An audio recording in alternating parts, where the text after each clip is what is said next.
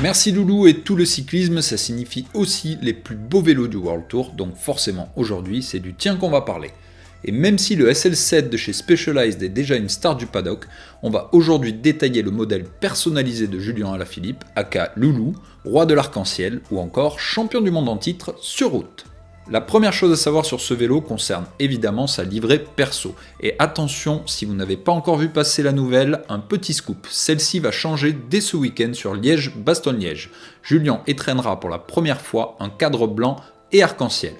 L'occasion pour nous de revenir une dernière fois sur ce modèle noir irisé et les raisons de ce changement. Comme vous l'aurez peut-être remarqué, ce cadre reprend certes le code couleur du maillot irisé de Julien, sans pour autant utiliser clairement les liserés arc-en-ciel.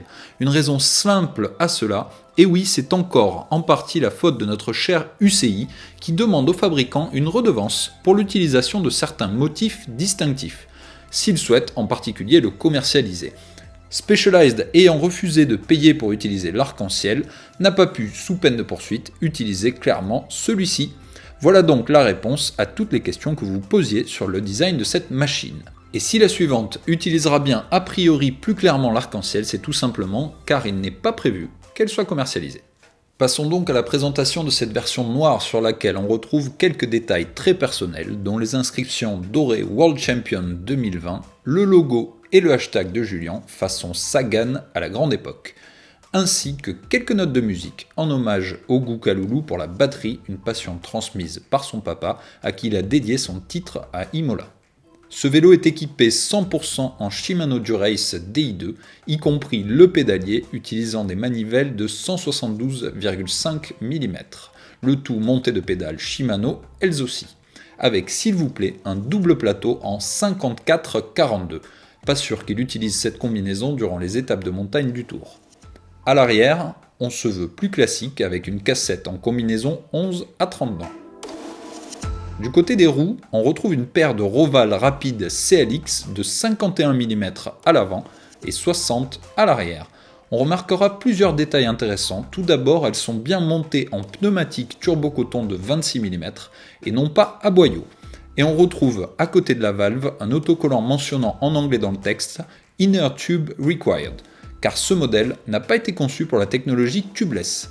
Il accueille donc des chambres à air en latex, ce qui ne l'empêche pas de performer avec notamment la victoire récente de Casper Asgreen sur le Tour des Flandres, une première pour des pneus sur un monument. Je vous invite d'ailleurs à revoir notre émission Débat pneus ou boyaux dans laquelle on approfondit le sujet.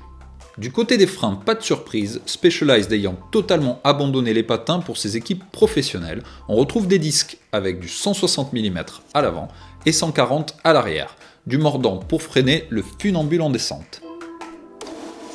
Le poste de pilotage n'est pas totalement intégré, il s'agit d'un combo plus classique, potence plus cintre. C'est d'ailleurs un ProVibe carbone de 40 cm avec une potence de 100 mm, combinaison privilégiant donc le poids à l'aérodynamisme.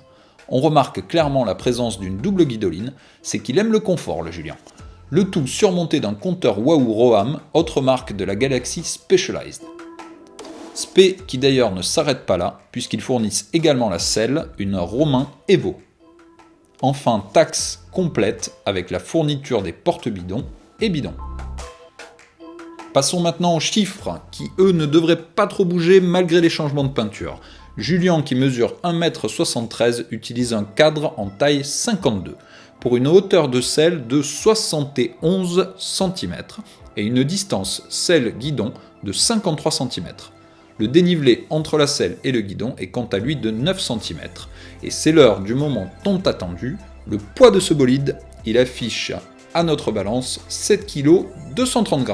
Avant de nous quitter, n'hésitez pas à nous donner votre avis sur ce modèle en particulier et pourquoi pas le comparer à la nouvelle livrée blanche ici en commentaire ou dans l'application GCN.